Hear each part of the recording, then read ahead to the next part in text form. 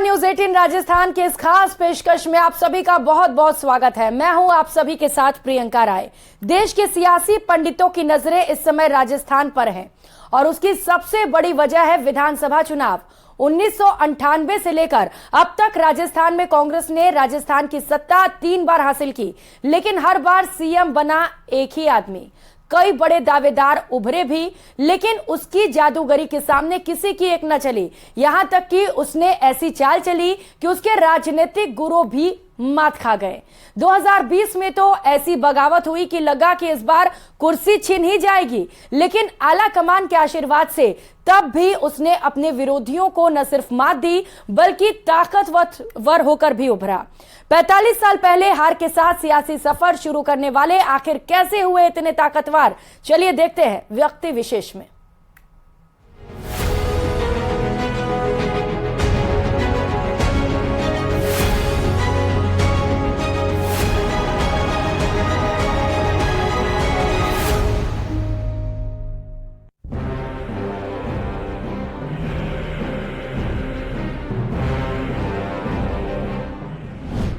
जन घोषणा पत्र बना शासन का आधार।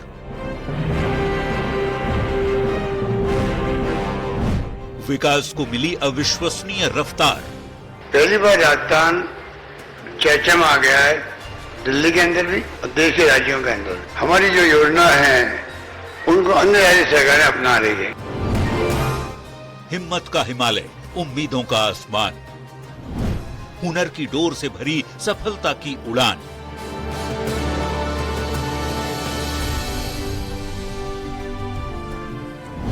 जनता की हर मांग पूरी, सियासत की जादूगरी।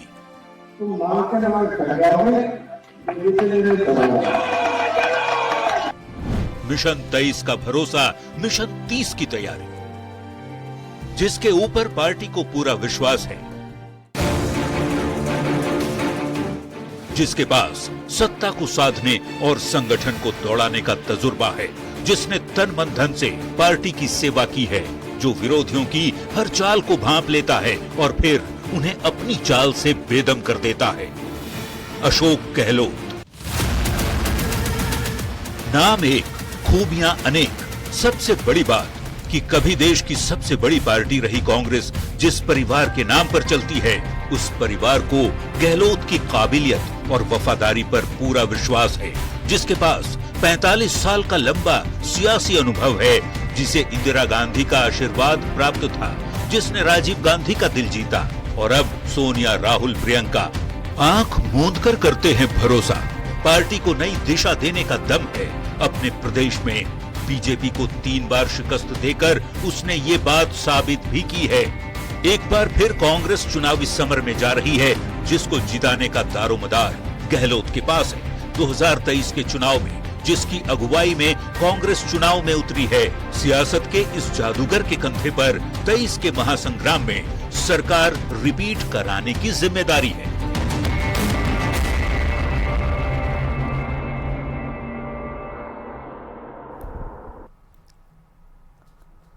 तो राजस्थान में 2 महीने बाद विधानसभा चुनाव होने हैं और 7 महीने बाद लोकसभा के चुनाव। इसीलिए सीएम अशोक गहलोत मिशन 2023 की अलख जगाने निकल पड़े हैं। जी हां, बीजेपी के नैरेटिव को तोड़ने के लिए सूबे के मुखिया खुद ताल ठोक कर मैदान में उतर गए हैं। ये रिपोर्ट देखिए।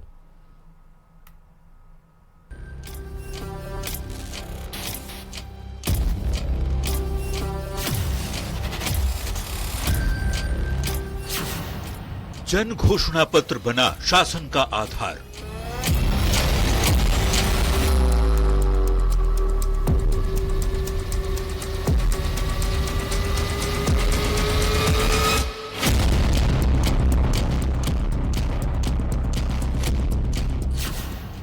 विकास को मिली अविश्वसनीय रफ्तार।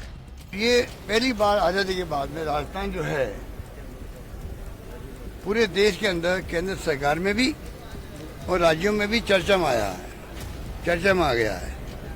इवन ओपीएस जो है उसमें भी राष्ट्रीय बहस शुरू हो गई है।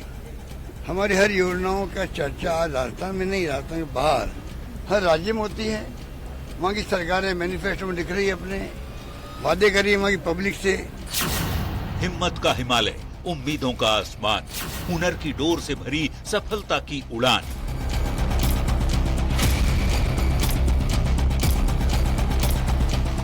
राहुल गांधी जी के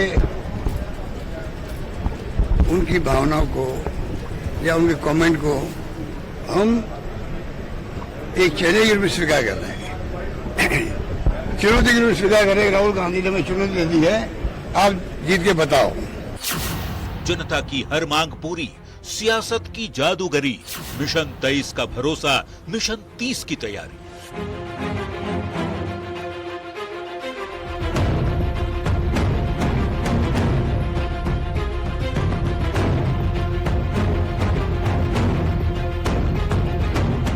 जिस राहुल गांधी के बयान से अच्छों का कॉन्फिडेंस डगमगा जाए, उस बयान को अगर कोई चुनौती के रूप में स्वीकार करे और बहुत सहज भाव से जंग जीतने का दावा करे, तो प्रशंसकों में उत्साह और विरोधी खेमे में खलबली भला कैसे न मचे।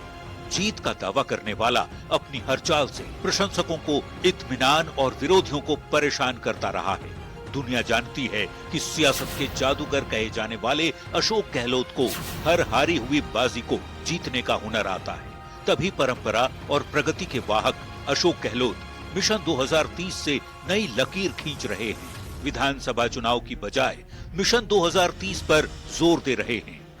न्यूज 18 के मंच पर सीएम गहलोत ने मिशन 2030 पर दिल की बात रख दी। 2030 में कौन मुख्यमंत्री बनेगा, कौन सरकार रहेगी, अलग बात है।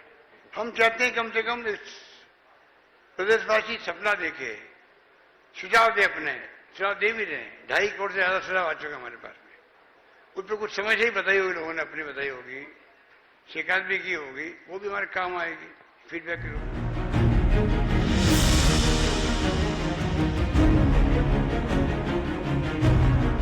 राजस्थान में अब तक विधानसभा चुनाव को लेकर जितनी भी रैलियां या प्रचार प्रसार हुए हैं, उसमें मुख्यमंत्री अशोक गहलोत ने पूरे आत्मविश्वास के साथ कहा है कि इस बार भी सत्ता में कांग्रेस की ही वापसी होगी। सीएम गहलोत समेत कांग्रेस के तमाम नेताओं ने अलग अलग मंचों पर दावा किया है कि कांग्रेस ने राजस्थान में एक बेहतरीन मॉडल का शासन दिया है, जिसे दूसरे राज्य भी फॉलो कर रहे हैं। पिछले 5 साल में जो फैसले हुए हैं राजस्थान के अंदर, बेमिसाल हो गए हैं। पहली बार राजस्थान चर्चा में आ गया है, दिल्ली के अंदर भी और देश के राज्यों के अंदर भी। हमारी जो योजना है उनको अन्य राज्य सरकारें अपना रही है, उन्हें मैनिफेस्टो में लिख रही है, वादे करी जनता से। अशोक गहलोत को विश्वास है कि कल्याणकारी योजनाओं की वजह से प्रदेश की जनता फिर उन्हें राजस्थान की कमान सौंपेगी, क्योंकि वो जानती है कि खुशहाल परिवार, स्वस्थ समाज और समृद्ध राजस्थान अशोक गहलोत का संकल्प है। ओपीएस लागू कर दिया, पूरे देश में चर्चा चल रही है, उसी चल रही है। चुनाव में भी मुद्दे वही बनते हैं, हिमाचल के अंदर बना, कर्नाटक में बना। तो तमाम जो हमारे फैसले हैं, 25 लाख बीमा हिंदुस्तान में क्या दुनिया में कहीं नहीं है। राइट टू हेल्थ एक्ट कहीं नहीं बना है दुनिया के अंदर, राइट टू हेल्थ एक्ट बनाया हमने, वो कहीं पे नहीं है। इतने कानून बना दिए हमने, अभी किसानों के लिए बनाया है, किसान में कोई जमीन कुड़के नहीं होगी, अलग कमीशन बनेगा, बाकायदा सुनवाई करेगा, कितना इसकी हैसियत देने की हैक नहीं है, कितनी हैसियत है, कर्जा माफ करना, कितना माफ करना, बाकायदा वो ढंग से फैसले होंगे। इतने कानून बना दिए हमने, वो तमाम कानूनों की चर्चा देश में दुनिया में हो रही है। अब गिग वर्कर्स का अभी कानून बनाया हमने, जो राइटर लिख रहे हैं, मिस्टर मैथ्यू लिखा भी इंडियन एक्सप्रेस में आया, राजस्थान में जो कानून बना ये देश में लागू हुए हो, राज्यों में, दुनिया के मुल्कों में लागू होना चाहिए राजस्थान का कानून। राजस्थान में इस बार विधानसभा से पहले हिंदुत्व एक बड़ा मुद्दा बनकर सामने आया है। भारतीय जनता पार्टी अशोक गहलोत की सरकार पर लगातार हिंदू विरोधी होने का आरोप लगाती रही है, जिसका गहलोत भरपूर प्रतिकार करते हैं। गाय और गौशाला, गाय को लेके देखिए, राजस्थान गौ माता की बात ये लोग करते हैं वोट लेने के लिए। हम वोट की बात नहीं कर रहे हैं, गाय में वो सेवा इसलिए कर रहे हैं, हम लोग कर रहे हैं।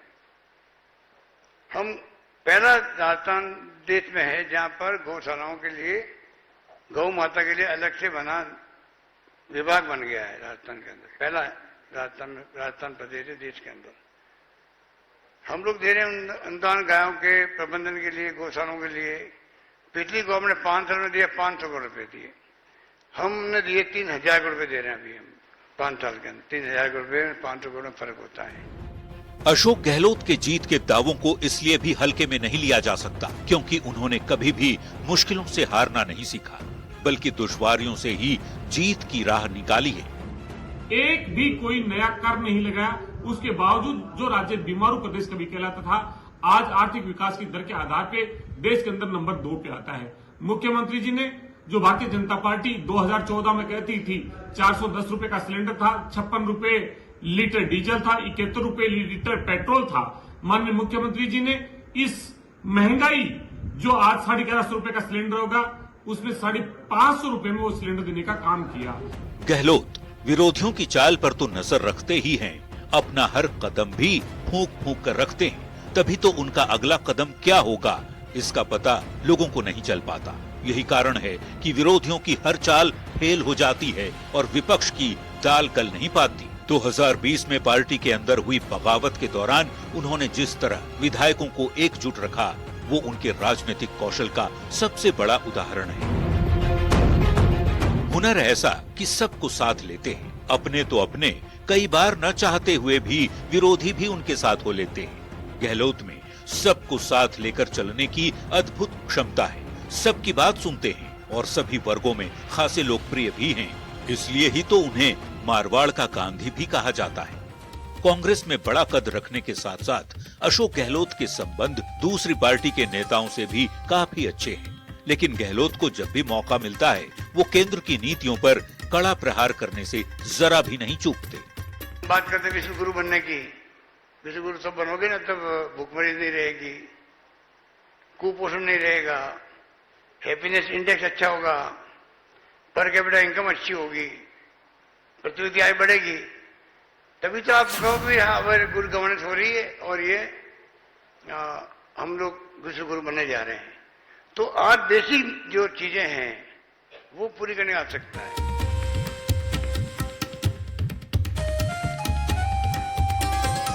गहलोत को गांधी परिवार की 3 पीढ़ियों का विश्वास हासिल है। पहले इंदिरा गांधी, फिर राजीव गांधी के विश्वास पात्र रहे गहलोत पर सोनिया, राहुल, प्रियंका पूरी तरह भरोसा करते हैं। यही वो कारण है जिसके कारण लोग गहलोत को सियासत का जादूगर कहते हैं। Bureau report, news 18।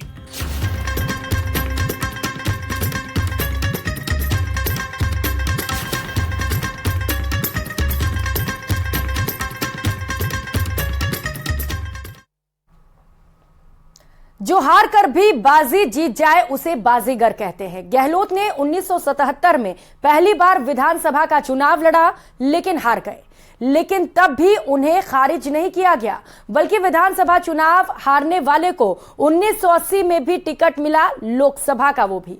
जीत दर्ज की और फिर उन्हें कोई पकड़ ही नहीं पाया।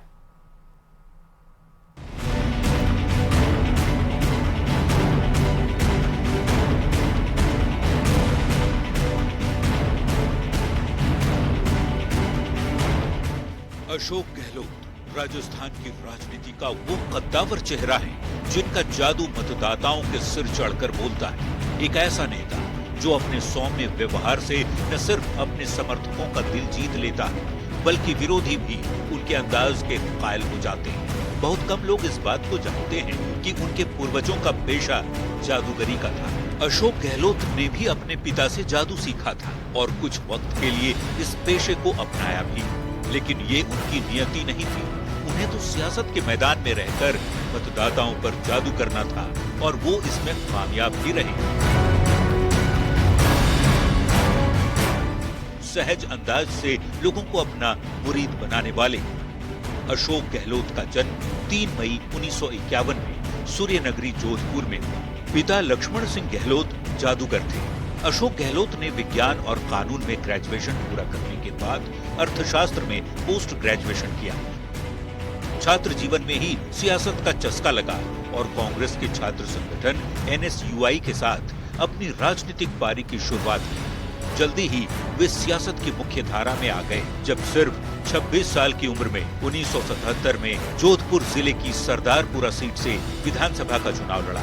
हालांकि वो अपना पहला चुनाव हार गए, लेकिन गहलोत की काबिलियत को पार्टी खारिज नहीं कर पाई और उन्हें 1980 में जोधपुर से लोकसभा का टिकट मिल गया। इंदिरा लहर में बाजी गहलोत के हाथ लगी और 29 साल की उम्र में वो पहुंच गए संसद। न सिर्फ सांसद बने बल्कि 1984 में केंद्रीय मंत्रिमंडल में भी जगह मिल गई। उन्हें इंदिरा गांधी ने केंद्रीय खेल उप मंत्री बनाया। इंदिरा गांधी की हत्या के बाद हुए चुनाव यानी 1984 में भी उन्होंने जोधपुर से लोकसभा का चुनाव जीता और राजीव गांधी कैबिनेट में जगह बनाई। इस बार उन्हें पर्यटन और नागरिक उड्डयन राज्य मंत्री बनाया गया। हालांकि 1989 में देश भर में चली कांग्रेस विरोधी लहर में गहलोत भी नहीं बच पाए और लोकसभा का चुनाव हार गए, लेकिन 1991 में फिर वापसी की और जोधपुर से फिर से सांसद बनी। इस बार भी उन्हें पीवी नरसिम्हा राव कैबिनेट में जगह मिली और उन्हें कपड़ा राज्य मंत्री स्वतंत्र प्रभार बनाया गया। गहलोत ने 1996 और 1998 में भी जोधपुर से लोकसभा का चुनाव जीता। फिर आया वो मौका जब उन्होंने राजस्थान की कमान संभाली। 1998 में राज्य में कांग्रेस की जीत के बाद पार्टी ने अशोक गहलोत पर भरोसा जताया और सांसद गहलोत ने पहली बार मुख्यमंत्री के रूप में राज्य की सत्ता संभाली। बाद में उन्होंने सांसद के पद से इस्तीफा दे दिया और 1999 में हुए विधानसभा उपचुनाव में जोधपुर जिले की सरदारपुरा सीट से जीत दर्ज की। 2003 तक गहलोत राज्य के मुख्यमंत्री रहे। 2003 में राजस्थान में बीजेपी की जीत हुई और सत्ता गहलोत के हाथ से निकल गई, लेकिन 2008 के चुनाव में फिर कांग्रेस की वापसी हुई तो अशोक गहलोत को ही राज्य की कमान सौंपी गई। 2013 में गहलोत अपनी सत्ता नहीं बचा सके और प्रदेश में बीजेपी की सरकार बनी, लेकिन फिर 5 साल बाद 2018 में कांग्रेस ने वापसी की। हालांकि इस बार सीएम पद को लेकर पेंच फंस गया। अशोक गहलोत के साथ साथ तत्कालीन PCC chief Sachin Pilot CM पद के प्रबल दावेदार थे, जिसके बाद कई दिनों तक रस्साकशी जारी रही, लेकिन आखिरकार विधायकों ने गहलोत पर ही विश्वास जताया। साथ ही गहलोत आला कमान को अपने भरोसे में लेने में भी सफल रहे और तीसरी बार राज्य के मुख्यमंत्री के रूप में प्रदेश की सत्ता संभाली। गहलोत की छवि बेदाग है और इसे उनके विरोधी भी मानते हैं। अपनी छवि को लेकर वो बेहद सजग भी रहते हैं। यही वजह है कि आज तक उन पर कोई बड़ा आरोप नहीं लगा। इसे अशोक गहलोत का जादू ही कहा जाएगा कि जिस राज्य में क्षत्रिय, जाटों और ब्राह्मणों का वर्चस्व हो, वहां माली जाति के इस नेता ने अपनी गहरी बैठ बनाई है। Bureau report, news 18। अपने तीसरे कार्यकाल के पहले 4 साल मुख्यमंत्री अशोक गहलोत अंदरूनी सियासी संग्राम से जूझते रहे, लेकिन इस चुनावी साल को उन्होंने पूरी तरह से घोषणाएं करने और उन्हें अमली जामा पहनाने का साल बना दिया। वे लगातार नित नई घोषणाओं से बीजेपी के मुद्दों को कमजोर करने में लगे हैं, लेकिन कई बड़े मुद्दे उनके लिए चुनौती भी बने हुए हैं। ये रिपोर्ट देखिए।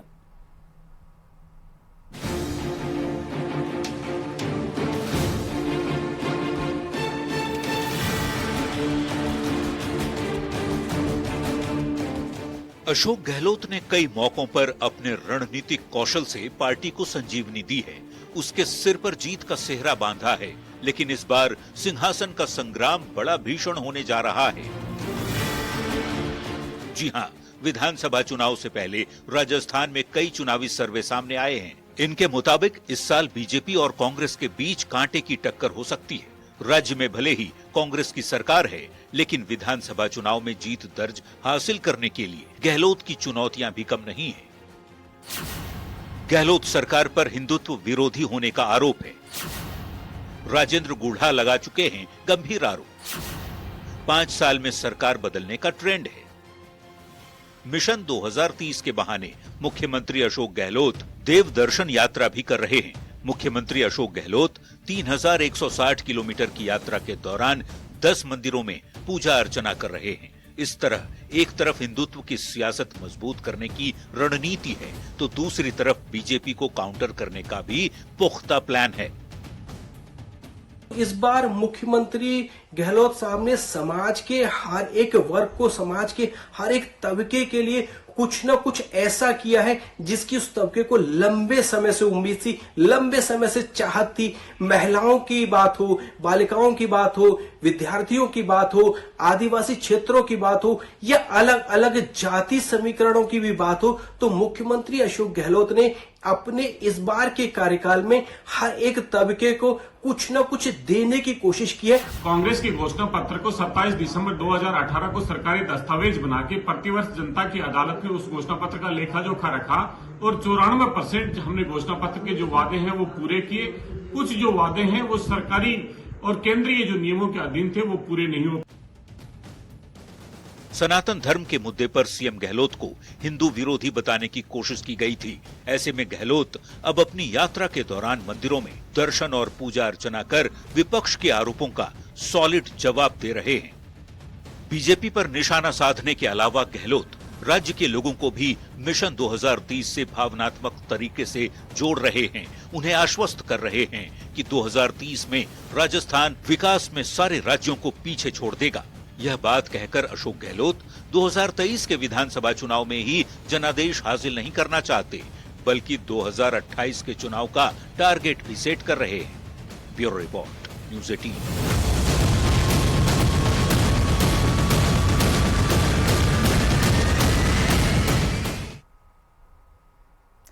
तो व्यक्ति विशेष की इस खास पेशकश में फिलहाल इतना ही। अब मुझे दीजिए इजाजत। नमस्कार।